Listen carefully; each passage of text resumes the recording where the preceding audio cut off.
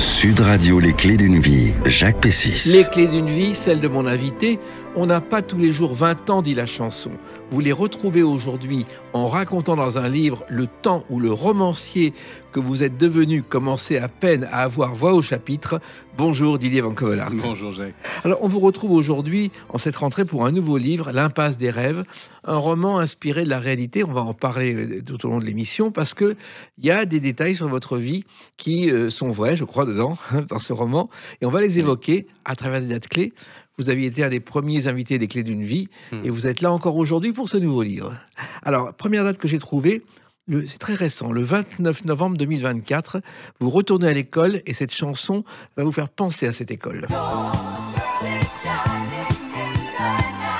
Magnolia Forever, c'est une chanson d'Étienne Rodagil qui s'était inspirée d'une histoire d'amour de Claude François. Claude avait dit « j'ai pas tout compris dans les paroles, mais ça doit être très bien ». Et pourquoi Magnolia ? Parce que c'est votre première école. Oui, je pense pas que ça ait inspiré la chanson. Je crois pas non plus. Mais c'était, oui, l'école primaire à Nice. Et vous êtes revenu dans cette école le 29 novembre 2024 pour évoquer votre roman « L'enfant qui sauva la Terre ». Oui. Qu'est-ce que c'est que ça, ce retour à l'école ? Alors d'abord, c'était pas la première fois. Je pense que tout s'est joué pour moi dans les années d'école primaire.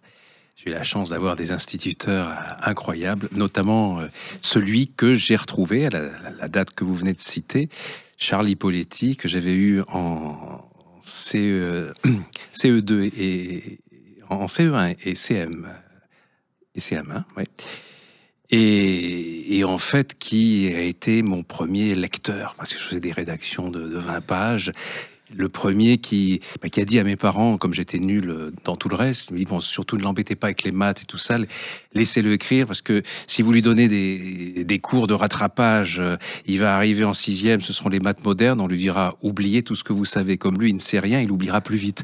Donc, je dois une gratitude infinie à cet homme qui a lu vos écrits en classe, je crois. Oui, et puis en plus, bon, je testais sur lui, et puis je l'ai revu. Donc, il venait après, dès que j'ai été publié chaque année au Salon du Livre de Nice, et je vais souvent dans les écoles primaires, secondaires, les lycées pour le grand programme qui s'appelle Lecture pour tous, où des écrivains vivants vont montrer aux mômes ce que c'est qu'un écrivain, des mômes qui ont travaillé leur bouquin et qui aussi ont des choses à dire et comment les aider à les exprimer. C'est une formidable expérience et je vais souvent dans cette école des Magnolias, et un jour, la directrice m'a fait la surprise d'inviter Monsieur Poletti, mon instituteur, et qui avait 90 ans, et qui est revenu comme avant, et les mômes ne le laissaient plus partir après.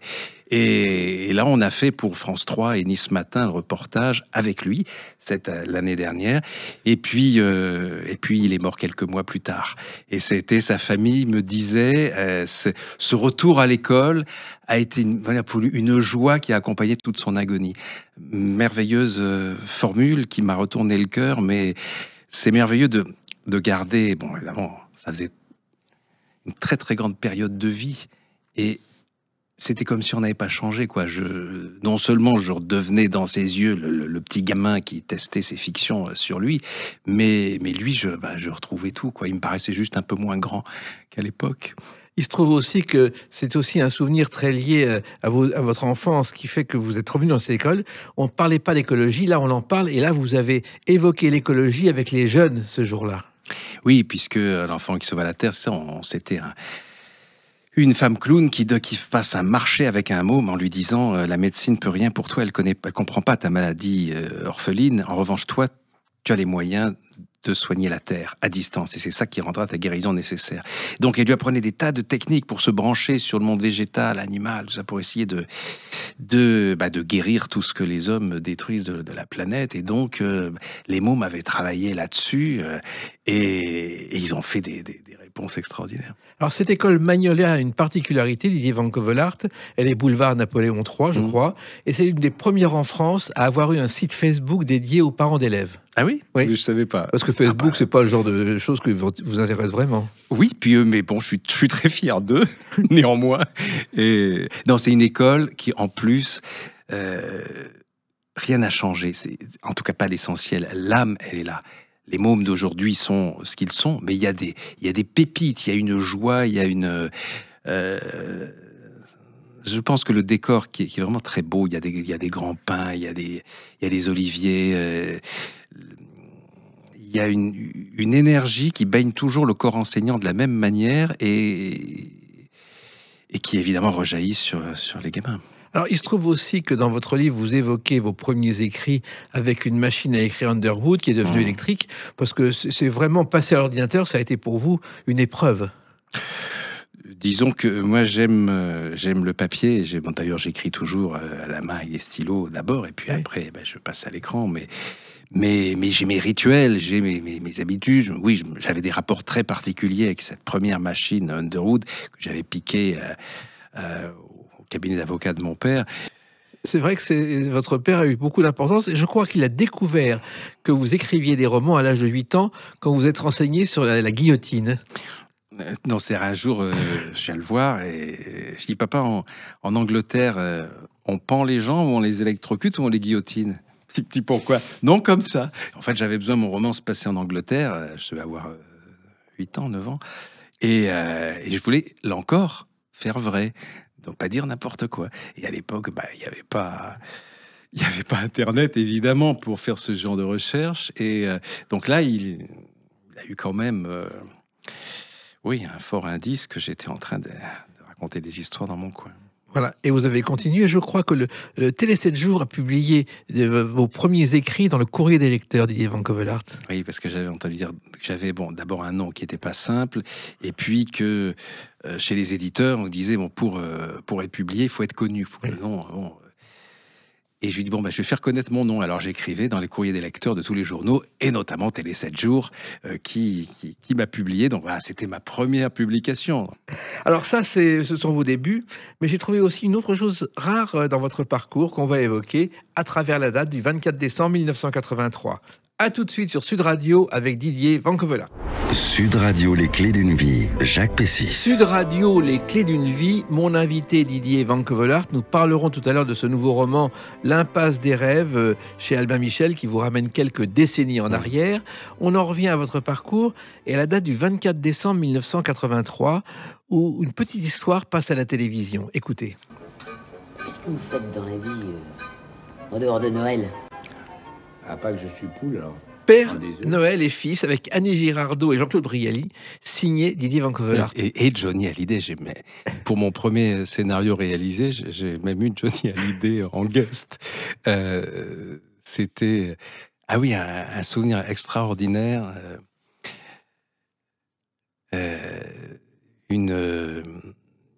D'abord une histoire d'amitié. C'est vrai que Jean-Claude Brialy, qui avait su ma pièce qu'il jouerait plus tard, Le Nègre, au moment où on voulait absolument qu'il fasse un programme de Noël, il a dit à la chaîne, à France 3, voilà, j'ai l'auteur, demandez-lui. Et c'est comme ça que c'était la première commande. Et puis Annie Girardot, je retrouverai plus tard dans Les Filles de Lido, qui était cette actrice merveilleuse. Et ces rapports entre Brialy et Girardot étaient magnifiques, de solitude à la fois poignante, débordante d'énergie, de ce moment de Noël où à la fois tout est un peu forcé, un peu truqué en même temps, où la sincérité des êtres rejaillit parce que la solitude exaltait le besoin de ne pas passer à côté d'une nouvelle relation. Et puis les masques tombent, peut-être pour permettre à de nouveaux masques de prendre la place. Oui, alors on voyait Jean-Claude Brialy en Père Noël en train de manger du jambon et du yaourt sur un toit, avec Annie Girardot et un nœud papillon rouge. C'est une scène totalement surréaliste. C'était assez félinien, oui. C'était... Et puis en plus, c'était le temps où la télévision offrait de vrais programmes pour Noël. Brigitte Bardot avait commencé avec ses shows. Il y a eu Cyrano de Bergerac. C'était important, la fête de Noël pour la télé. Oui, et puis le réalisateur, c'était aussi, ça a lu sa première fiction, si je ne m'abuse, c'était André Flédéric. Oui. Et grand réalisateur de l'émission de variété.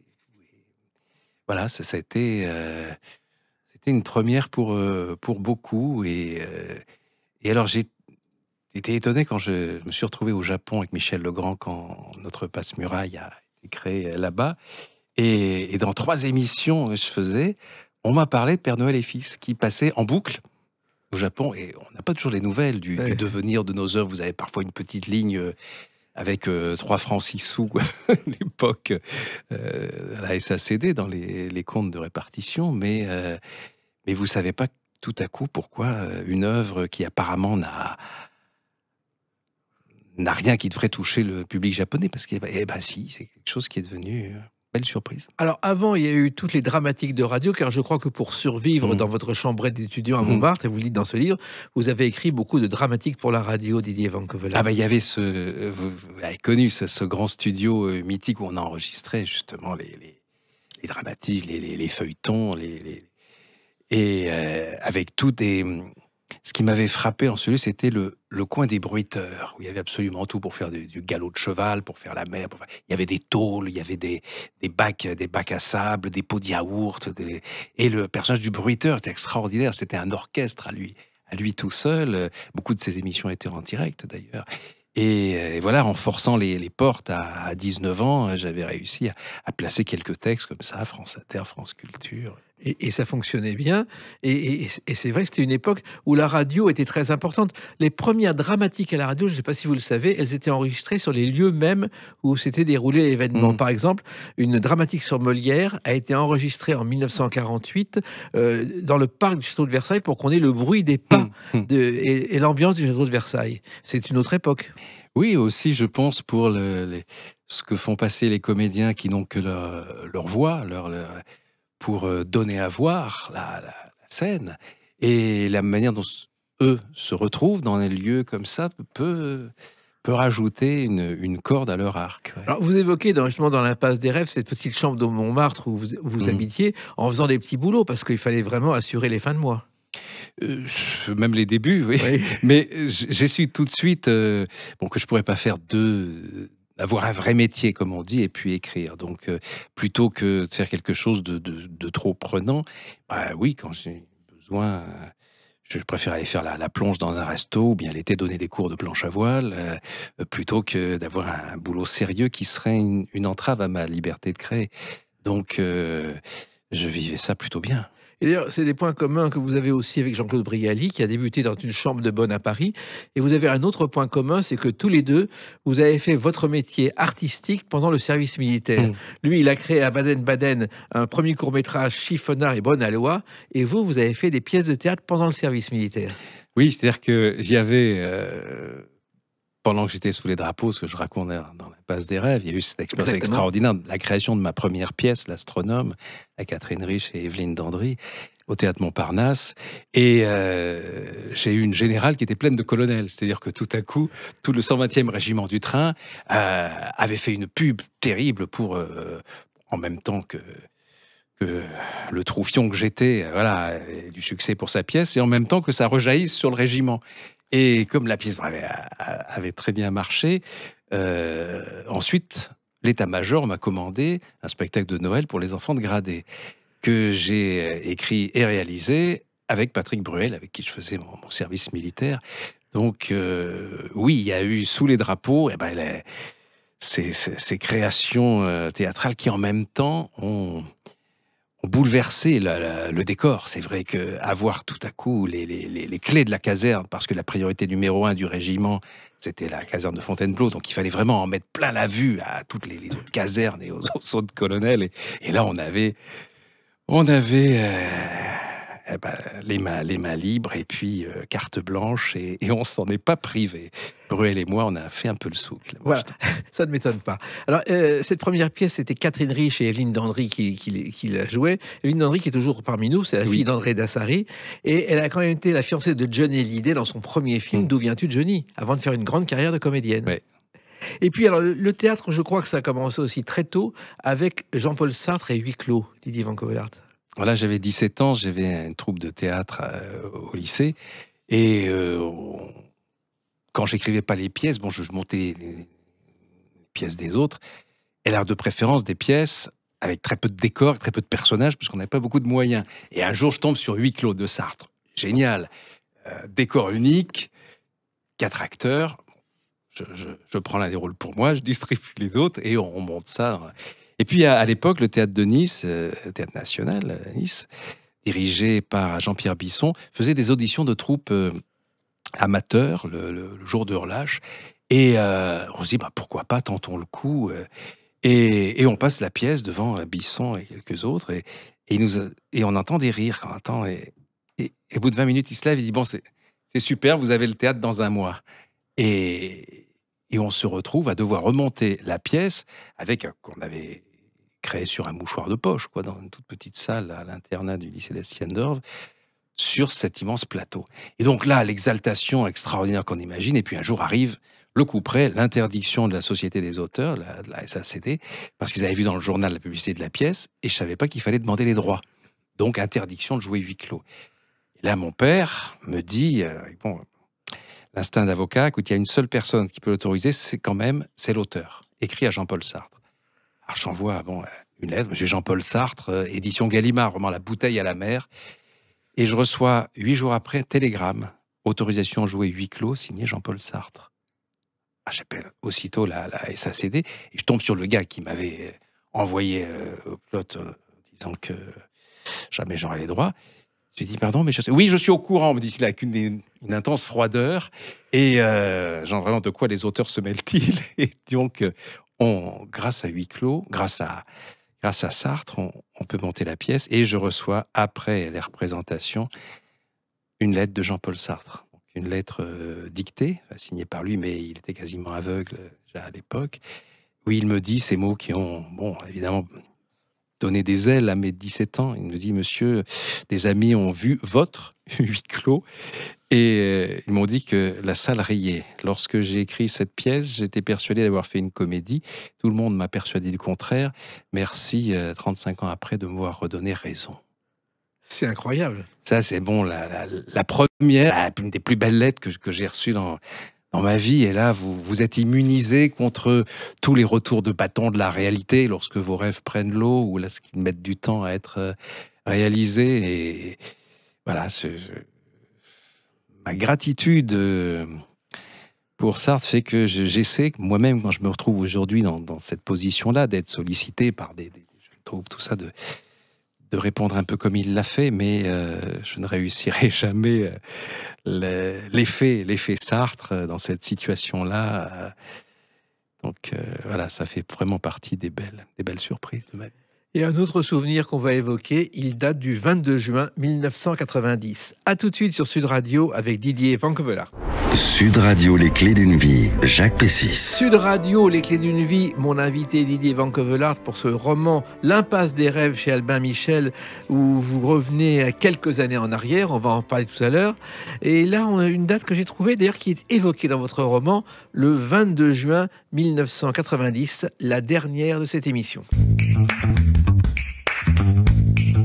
724e apostrophe, et vous êtes parmi les invités, parce que tout le monde ne pouvait pas venir, il y avait 140 auteurs possibles, il y en a eu 80, et vous figurez sur cette courte liste. Oui, c'était ceux qui avaient été invités un minimum 4 fois, si je me souviens bien. Et Bernard Pivot avait demandé à chaque auteur invité de lui offrir un mot, qui était son mot préféré de la langue française. Et c'est vrai que cette émission que j'ai revue au moment où je réécrivais le livre était assez bouleversante, c'était vraiment extraordinaire. Et quand on demande à un écrivain son rapport avec un mot particulier, on a parfois des numéros brillants, et puis parfois une porte ouverte sur des abîmes de sincérité, de douleur, et tout ça était mêlé avec cette ambiance particulière de direct, d'un adieu à cette émission tellement emblématique, qui m'avait tant fait rêver avant, quand j'étais, quand j'espérais être publié, que j'écrivais mes bouquins et que je me faisais une idée depuis Nice de ce qu'était la vie culturelle parisienne. Et évidemment, il y avait Jacques Chancel d'un côté pour Radioscopie et Bernard Pivot de l'autre pour Apostrophe. Donc se retrouver ensuite, comme j'en ai eu la chance, au micro de Jacques Chancel et dans le studio de Bernard Pivot, c'est des moments où non seulement la réalité répond à vos rêves, mais vous avez l'impression que vos rêves ont préparé cette réalité qui en est issue. Vous aviez choisi quel mot pour cette émission? Quoique. Quoique, pourquoi? Quoique, avec un point. C'est-à-dire, quand on vient d'énoncer une vérité définitive ou une condamnation, quelque chose d'absolu, un petit temps de réflexion, quoique, qui laisse la porte ouverte justement à la contradiction, à, à l'hypothèse inverse, à une sorte de liberté, de surprise que peut amener la vie par rapport aux a priori ou aux idées générales ou définitives. Il se trouve que Bernard Pivot, lui, avait évoqué deux mots qu'il n'emploie jamais, exclusivité et scoop, parce qu'il les déteste, et c'est tout le contraire la littérature pour lui.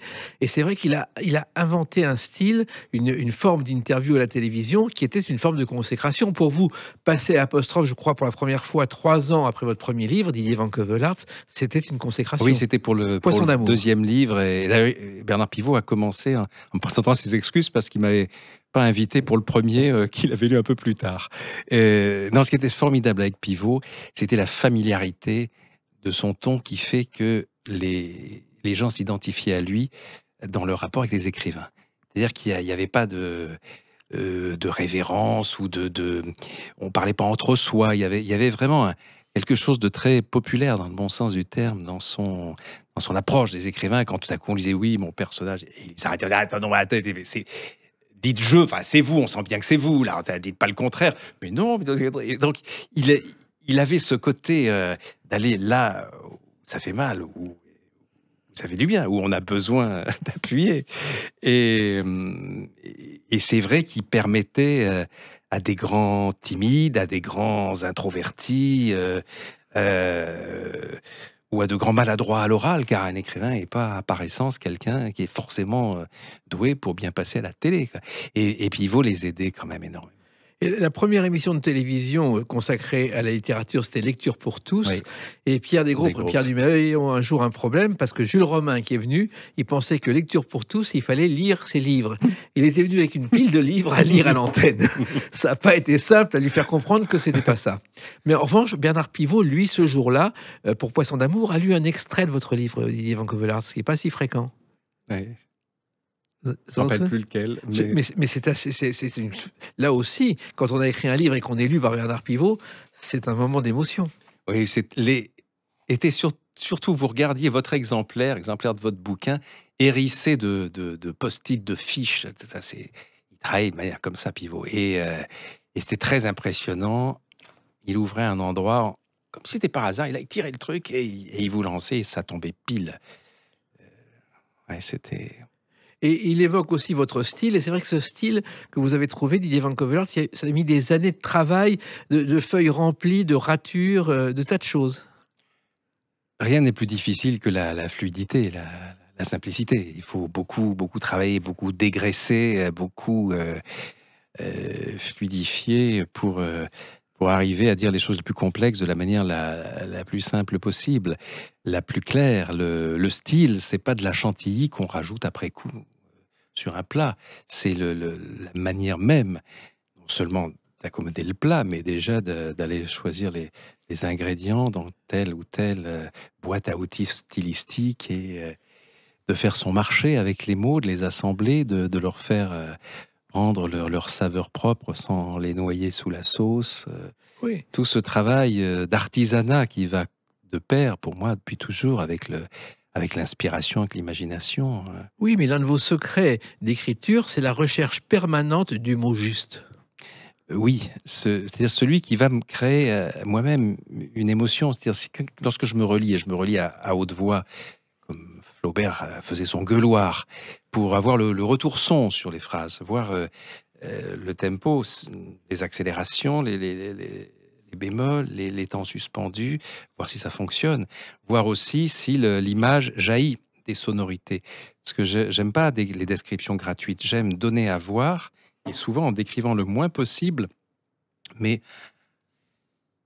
en demandant aux mots, par leur sonorité, leur architecture, leurs allitérations, d'installer le décor et d'installer les couleurs et l'ambiance.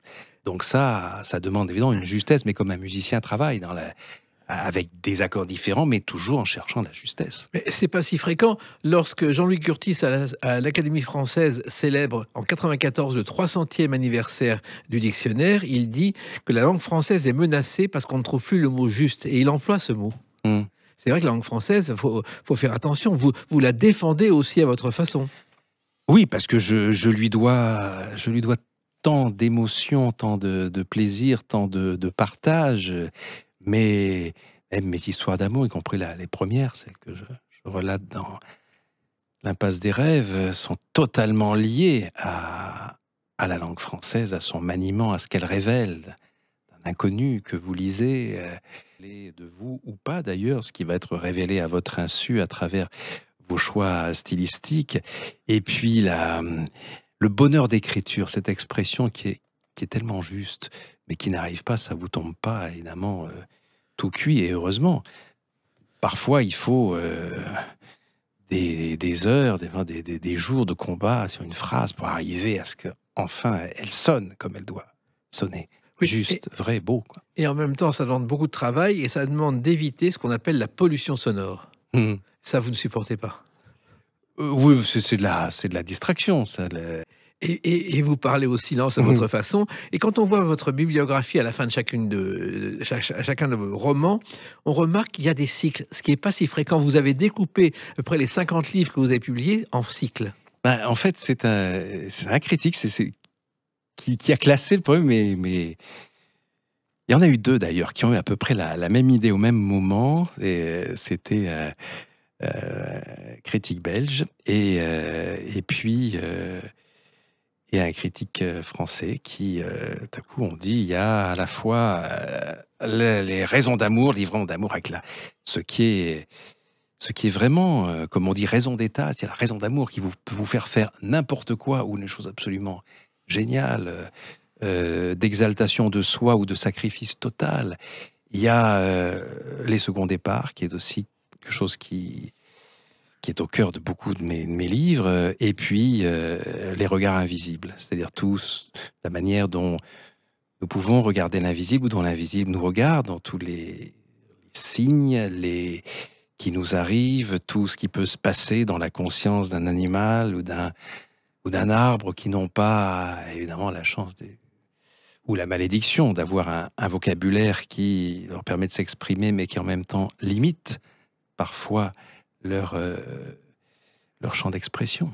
Mais ce qui est justement étonnant avec vous, c'est que le rationnel que vous êtes adore l'irrationnel. Et ça, vous avez fait des livres sur l'invisible, sur l'impossible, et que c'est quelque chose qui fait beaucoup parler les publics. Il y a les pour et il y a les contre. Et les zombies vous passionnent. Les zombies, en général, les enfants les utilisent dans les jeux vidéo aujourd'hui. Mais vous, bien avant, vous vous êtes passionné. En fait, le zombie est une figure du folklore haïtien qui désigne un homme en état de mort artificielle, amnésique et sans volonté. Oui, non, je suis pas du tout un zombiophile. J'ai traité ce sujet un jour parce que j'ai raconté la fabrication artificielle d'un zombie. Comment on arrive justement à Haïti ou ailleurs à chosifier un être humain. Il y a d'autres techniques aujourd'hui de lavage de cerveau qui sont tout aussi efficaces que ces pratiques ancestrales. Mais non, ce qui me fascine, c'est quand la science prouve la transmission de pensée, les soins à distance, le caractère inexplicable de certaines guérisons. Lorsque la science prouve le miracle, et ça arrive tellement de fois que j'ai dû écrire plusieurs livres dessus, c'est ce moment qui m'intéresse. Et puis la bascule entre ces esprits souvent très méfiants, très sceptiques, et pour de bonnes raisons, tout à coup bascule, ou en tout cas évolue vers la compréhension de choses provisoirement inexpliquées. Et c'est ça, il faut un minimum d'humilité pour accepter d'être dépassé par des choses qui ne sont pas là pour nous humilier, mais pour nous aider à grandir. Et côté humilité aussi, quand vous avez eu le Goncourt et vous l'avez eu en 95, on vous a proposé toutes sortes de choses, y compris porter des vêtements de marque, faire de la publicité. Vous avez tout refusé. Quand même, le plus extraordinaire, c'est qu'on m'a proposé d'être le parrain d'un nouveau tranquillisant. Ce à quoi j'ai répondu que ma vocation de romancier ne me semblait pas compatible avec le fait d'assommer les gens ou de les détourner de réalités, même parfois cruelles, en tout cas pas par un moyen chimique. Donc, on m'a proposé aussi d'être parrain d'un saucisson, d'une marque de vêtements. Oui, mais bon, ça, beaucoup de Goncourt se retrouvent dans la même situation. C'est le seul moment où un écrivain devient une proie pour le monde publicitaire. Enfin, une proie au sens un appât pour la clientèle, quoi. Donc En il fait, faut un peu être vous avez aussi refusé de prudent. porter des vêtements, ce qui vous a empêché plus tard de vous ramasser une veste, si j'ose dire. Ça, c'est le passé. Puis le passé, on va le réévoquer à travers la date de la sortie du livre, le 11 septembre 2025. À tout de suite sur Sud Radio avec Didier Van Covelart.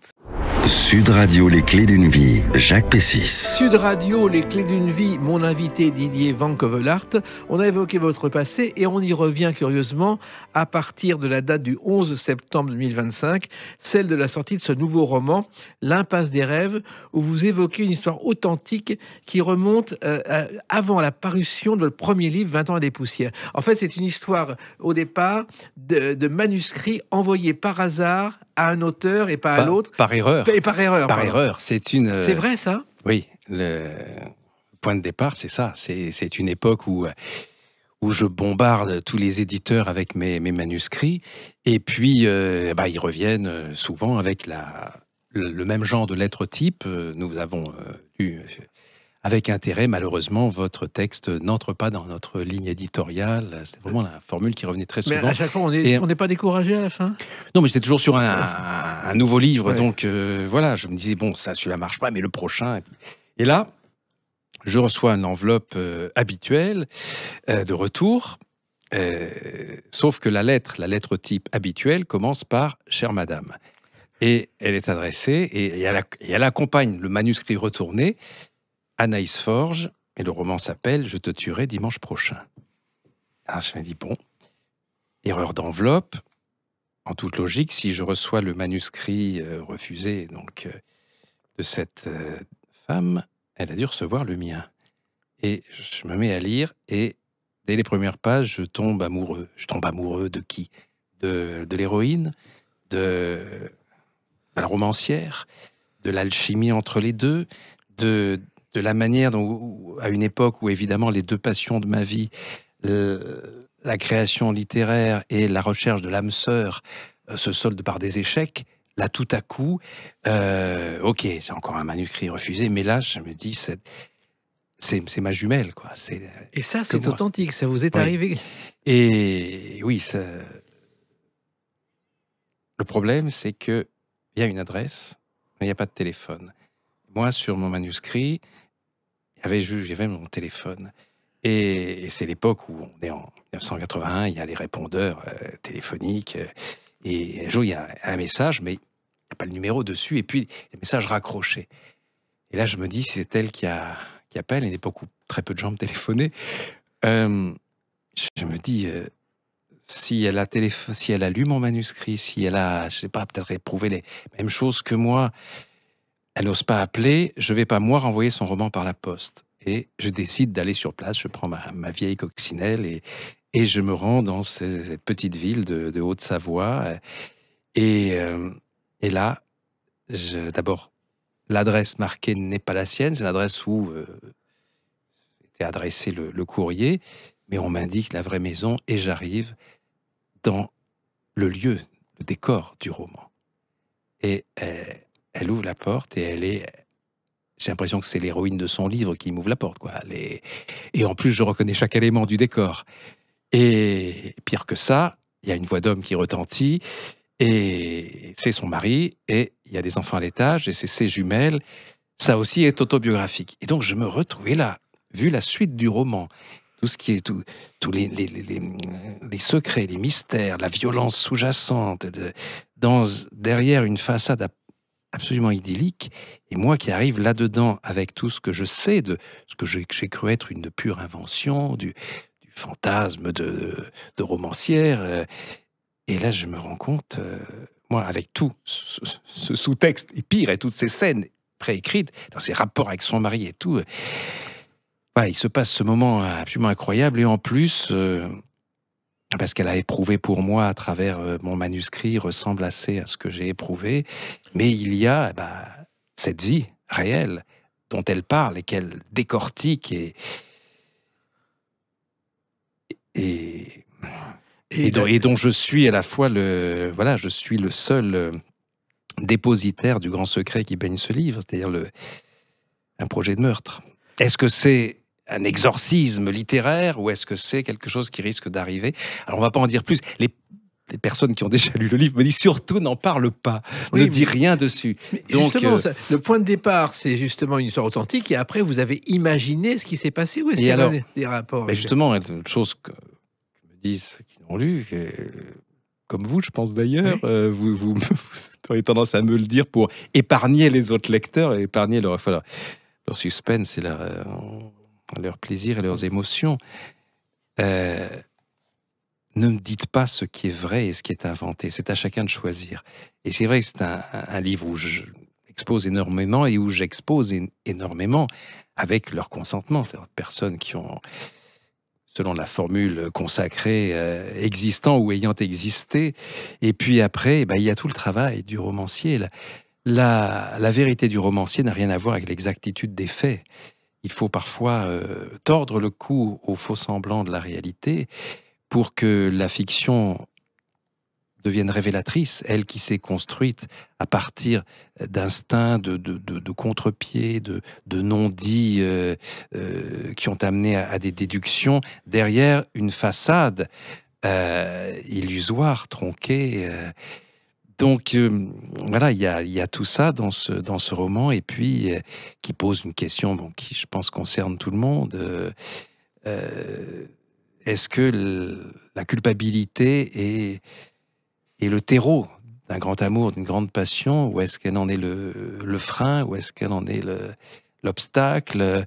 Est-ce que parfois on va tout faire pour oublier quelque chose, ou bien qui vous fait trop mal, ou bien le sentiment qu'on a d'avoir fait mal, dans les deux sens du terme, d'avoir mal fait quelque chose et d'avoir fait du mal. Donc voilà, le moment était venu de coucher sur le papier toutes ces émotions qu'on retrouve dans beaucoup de mes livres, tous ces questionnements. Et voilà, ce roman est un retour aux sources. Voilà, parce que vous n'en aviez jamais parlé et vous dites que vous avez écrit ce livre parce que vous en avez obtenu l'autorisation, Didier von Covelaert. C'est plus que l'autorisation, c'est citer la phrase que me dit celle qui s'appelle Anaïs dans le roman. Notre histoire est à toi, invente ce qui te paraîtra le plus vrai. C'est le cahier des charges que j'ai suivi, oui, et qui en même temps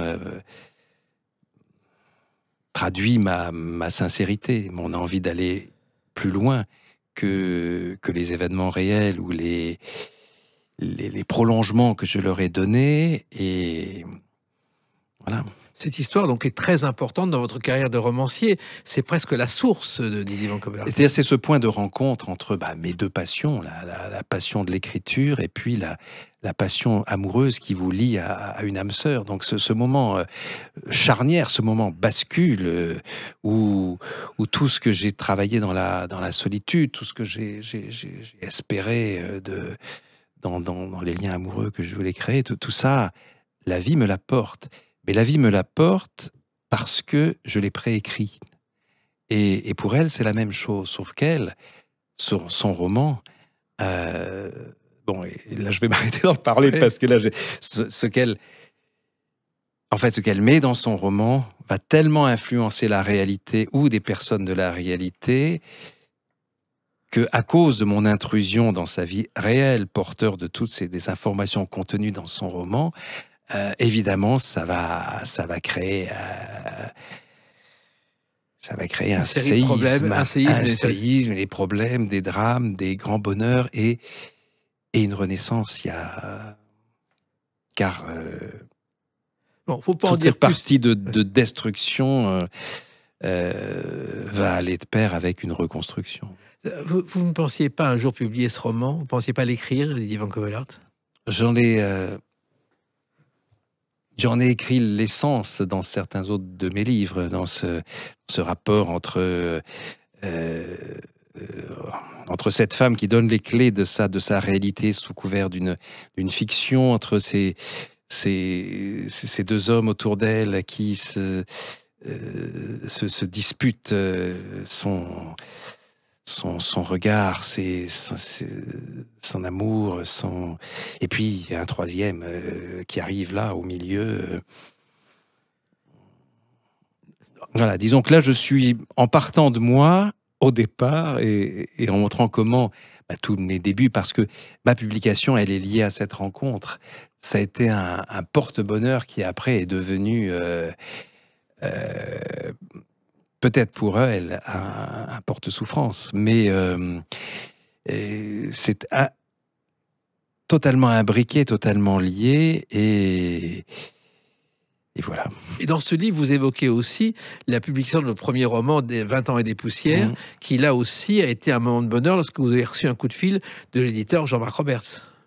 Oui, parce que au retour de la rencontre avec Anaïs en Haute-Savoie, dans la boîte aux lettres m'attend un télégramme. Alors à l'époque, un télégramme, c'était quand même lié souvent à des mauvaises nouvelles, quoi. Décès de quelqu'un ou une... Et j'ouvre ça et je tombe sur un télégramme. J'en suis à la moitié. Je trouve ça très bien. Ne le donner à personne d'autre. Signé Jean-Marc Roberts, édition du Seuil. Et le lendemain, j'ai un coup de fil de Jean-Marc Roberts qui me donne rendez-vous dans son bureau. Et quand j'arrive, le contrat est là. Ce moment complètement magique de la publication de 20 ans et des poussières est lié, pour moi, totalement à la rencontre avec cette romancière qui, elle, avait été refusée comme moi. Et je me dis, mais peut-être je vais aussi pouvoir la faire publier. Alors que, faut surtout pas que ce livre terrible dans lequel elle donne tous ses secrets, ses tentations, soit connu. Donc, il y a de ce mélange de ce conte de fées que je me retrouve en train de vivre et de ce drame sous-jacent qui va se nouer en partie à cause de moi dans le même temps. Alors, vous avez été couvert de prix, notamment le Goncourt, mais le premier prix, vous l'évoquez justement dans ce livre, c'est le prix Chino del Duca. On a oublié Chino del Duca, mais c'est quand même quelqu'un qui a inventé le roman photo en France après l'avoir inventé en Italie, qui a créé un journal appelé Paris Jour, dans lequel le jeune chroniqueur parisien était Jacques Chancel. Oui, et puis la Fondation Del Duca, donc grand mécène, et puis donné un prix pour l'ensemble de son œuvre et le bourse pour un jeune auteur, et c'est donc mon premier prix qui m'a été remis par Maurice Schumann, qui était directeur du jury littéraire. Et Maurice Schumann, la voix de la France libre à Londres, sur Radio Londres. Et ce grand homme avec cette voix magnifique qui, au Salon du Livre de Nice, en fait, c'était là que se donnait le prix, dans ma ville natale, par hasard, quoi. Enfin, c'était à l'époque, avant qu'existe le Salon du Livre de Paris, c'était la ville qui avait inventé le Salon du Livre. Et Maurice Schumann, avec cette voix de Radio Londres, me fait un discours au théâtre de Verdure de Nice, au passé simple. Et à côté de lui, j'ai l'impression d'être mort et qu'on fait mon éloge funèbre au moment de la pose d'une plaque commémorative dans ma maison natale. Et moi qui adore ces décalages dans la vie, voilà. Et puis ce moment correspond au retour d'Anaïs dans ma vie, une fois que le livre est publié, et à tout ce qui va se passer entre nous. Donc quand je vous disais que tout est tricoté, cette passion littéraire qui enfin voit le jour et me permet de vivre et d'en vivre et d'être le produit de mes livres, ce que je suis avant tout, parce que d'abord, ce que j'estime être le meilleur de moi se trouve dans mes livres, le plus travaillé en tout cas, le plus sincère aussi. Et puis, j'en suis le produit de la même manière qu'Anaïs a été, pour le meilleur et pour le pire, le produit de son roman à elle, même s'il n'a pas été édité. Et en même temps, cette histoire que vous racontez, chacun d'entre nous pourrait la vivre ou peut-être l'a vécue d'une autre façon avec quelqu'un d'autre. Oui, bien sûr, ces premiers amours, ces amours impossibles, ces amours qui déclenchent, qui exaltent et qui en même temps peuvent détruire, peuvent rendre aussi la suite difficile, parce que quand la barre a été aussi haut que tout a été exalté, satisfait, magnifié, il est dur de revenir sur Terre dans des relations plus plus traditionnel, plus basique, et en même temps, on ne peut pas s'enfermer dans un impossible voué au passé. Mais c'est la première phrase du livre, c'est quand le passé nous rattrape, c'est parfois pour redonner un sens au présent. Et ces moments du passé qui sont des trésors, mais ils sont des trésors douloureux, parfois bouleversants, remuants, déstabilisants, sont toujours là, oui, pour vous redonner du sens, pour vous remettre au cœur de vos priorités, de vos fidélités, de vos émotions. Ce livre s'appelle L'impasse des rêves, mais surtout ne faisons pas l'impasse de ne pas le lire, parce que c'est justement un rêve. C'est chez Albin Michel. Merci d'avoir écrit, parce que je pense qu'effectivement, toutes et tous, on se reconnaîtra dans cette histoire qu'il ne faut surtout pas dévoiler. Non. Merci Didier Merci, Vancovelaert, Jacques. et à bientôt. Les Clés d'une vie, c'est terminé pour aujourd'hui. On se retrouve bientôt. Restez fidèles à l'écoute de Sud Radio.